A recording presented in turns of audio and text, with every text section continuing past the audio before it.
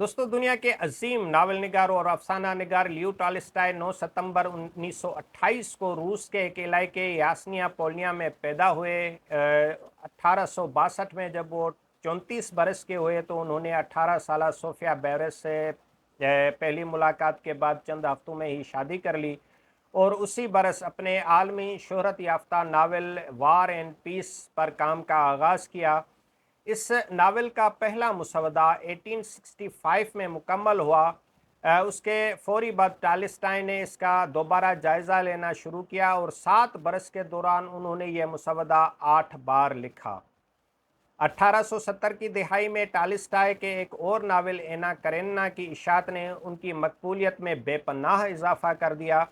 ताहम इस मौके पर टॉल्स्टॉय अपनी अशराफियाई पस मंज़र और बढ़ती हुई मकबूलियत के बायस बेचैन रहने लगे। इस दौरान उनके जहन में रूस में राइज मजहब से मुतालिक कई सवालात ने जन्म लिया और उन्होंने ख्याल ज़ाहिर किया कि रूस में मुरवजा मजहब हकीकी मजहबी तालीमात के तशरीहात से मुताबिकत नहीं रखता।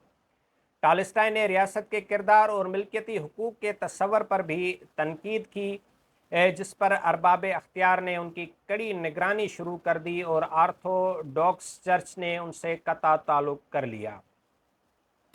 लियो टॉल्स्टॉय का शुमार दुनिया अदब के उफक पर मौजूद चंद एक अजीम तरीन नावल निगारों में होता है। इस अजीम लिखारी के नावल्स किसी एक खिते या वक्त की नहीं बल्कि हर जगह और हर ज़माने की उमूमी इंसानी सूरत हाल की अक्कासी करते हैं। नावल की तारीख में ज़ख़ीम तरीन और शायद अजीम तरीन नावल लिखने का सहराबी टॉल्स्टॉय के सर है। टॉल्स्टॉय एक मजहबी मुफक्किर, अखलाकियात का प्रचार करने वाला मुअल्लिम और फ़िक्र को नई जुहतें बख्शने वाला दानिश्वर है। टॉल्स्टॉय के नावल्स वार एंड पीस और एना करेनिना के बारे में एक गलत फहमी ये पाई जाती है कि ये नावल्स इतने ज़ख़ीम हैं कि उन्हें पढ़ना शायद नामुमकिन तो नहीं लेकिन इतना आसान भी नहीं। एक अमेरिकी फ़िल्म के दौरान एक किरदार ये पे कातलाना हमला होता है और वो चाकू से वार से सिर्फ इसलिए बच जाता है क्योंकि उसने कमीज़ के नीचे वार एंड पीस रखा होता है। उस हमले से बचने के बाद वो एक ज़ुमानी जुमला कहता है कि ये एक ऐसा नावल है जिसमें कोई भी पार नहीं गुजर सकता। कुछ लोग तो यहाँ तक कहते हैं कि क्लासिक कहते ही उस काम को हैं जो हर कोई जानता तो है, उसने पढ़ रखा हो लेकिन वो पढ़ न पाए, लेकिन ये महज मुबालगा आराई और गलत नुक्ता नज़र है। टॉल्स्टॉय ने अपने नावल्स इस कमाल महारत से लिखे हैं और उन्हें ऐसी आसान हिस्सों में तकसीम किया है कि कारी प्लाट का एक एक नुक्ता नज़र समझ रहा होता है और एक बार नावल शुरू कर दे तो उसका तजस्सुस आखिर तक बरकरार रहता है। टॉल्स्टॉय की शख्सियत के बड़े दिलचस्प तजादात भी हैं। अपने नावल्स में वो एक मुसल्लह के तौर पर सामने आता है, जबकि ज़ाती तौर पर वो बड़ा गुस्सीला और जारहाना मिजाज आदमी था। कहते हैं कि रोज़मर्रा के मामलात में उसका रवैया गार में रहने वाले आदमी जैसा था। वो जवानी में मुख्तलिफ़ किस्म की अय्याशियों और जिनसी सरगर्मियों से लुत्फ़ अंदोज़ होता था। यूनिवर्सिटी की तालीम अधूरी छोड़कर फ़ौज की मुलाजमत अख्तियार कर ली और मुख्तलिफ़ जंगों में हिस्सा लिया, जिसकी झलक उसके नावल्स में भी नज़र आती है। टॉल्स्टॉय ने सोफिया नामी लड़की से शादी की और उनके यहाँ 13 बच्चे पैदा हुए, जिनमें से 6 सने बलूगत तक पहुँचने से पहले ही मर गए। इतना अरसा साथ गुजारने के बावजूद टॉल्स्टॉय और सोफिया की शादी बलाखिर नाकाम हो गई।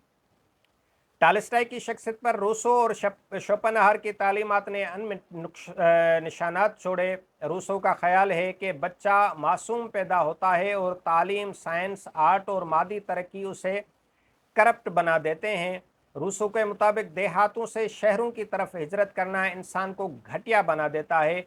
इस तरह इंसान कभी खुश नहीं रह सकता। इंसान को फितरत और देहात की तरफ वापस लौटना पड़ेगा, क्योंकि बाद में आने वाले लोगों ने रूसो के नज़रियात से बड़े बुनियादी इख्तलाफात किए और उनमें मौजूद तजादात और मुगालतों को ज़ेर बहस लाए لیکن ٹالسٹائے کے ناولز میں ہمیں جگہ جگہ روسوں کے نظریات کا عکس نظر آتا ہے. اسی طرح شوپنہار کے ہاں عورت دشمنی بھی ٹالسٹائے کے ناول میں بڑی واضح نظر آتی ہے.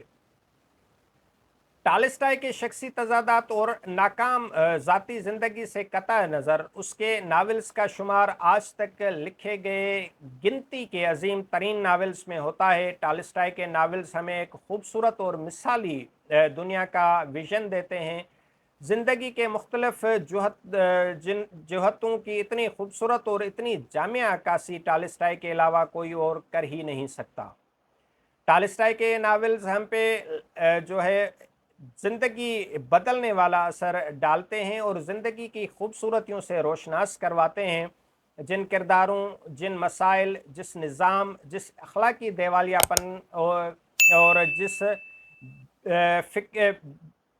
فکری پستی کا اظہار ٹالسٹائے نے اپنے ناولز میں کیا ہے، ایسا لگتا ہے کہ آج 100 سال گزرنے کے باوجود وہ ساری باتیں اتنی ہی ریلیونٹ اور یونیورسل ہیں جتنی اس وقت میں تھی. تو دوستو ٹالسٹائے کو ہر ادب کے چاہنے والے نے پڑھا ہوا ہے. جو کلاسک لٹریچر سے، ناول سے اور دنیا کے بہترین لٹریچر بندہ پڑھنا چاہتا ہے تو وہ ٹالسٹائے کو ضرور پڑھتا ہے. امید ہے کہ یہ جو دوست ویڈیو دیکھ رہے ہیں انہوں نے بھی ٹالسٹائے کو پڑھا ہوگا، اور نہیں پڑھا تو وار اینڈ پیس، اینا کیریننا جیسے شاہکار ناولز کبھی بھی مس کرنے جیسے نہیں ہیں، ان کو ضرور پڑھیں اور زندگی کے ایک مختلف زاویے سے لطف اندوز ہوں. Thank you.